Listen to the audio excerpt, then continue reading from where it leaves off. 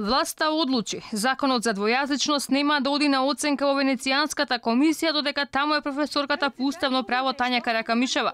Вице-премиерот Османи јавно ја посочи како пречка, бидејќи влијало на другите членови објективно да одлучуваат за одредбите на законот, кој веќе стапи во сила без подпис на председателот. Додека господја Каракамишева е представник на Македонија во Венецијанската комисија, ништо не треба да се прати од овој закон, бидејќи таа веќе се обидува да направи субјективно влијание во однос на законот и сметаме дека нема да има, барем кај граѓаните, перцепција на објективност во проценката, меѓутоа сепак ќе оставиме да разговараме деновиве со коалиционите партнери дали ќе ги пратиме сега тие две одредби или ќе видиме такви деструктивни елементи бидат повлечени од Венецијанската комисија. Се огласи професорката Каракамишева. Во статус на социјалните мрежи му возвраќа на Османи, но и му објаснува дека национален представник нема право да гласа за мислење на закон што доаѓа од државата од која е испратен представникот.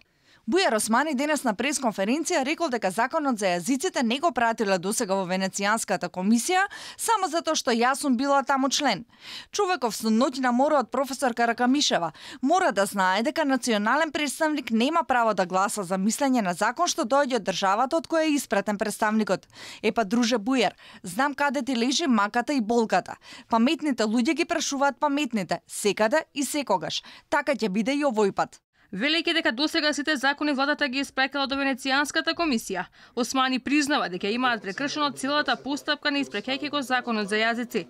Сепак вице-премиерот за европски прашања потврдува дека и двојазичноста ги обврзува институциите во определен рок да се прилагодат на законот.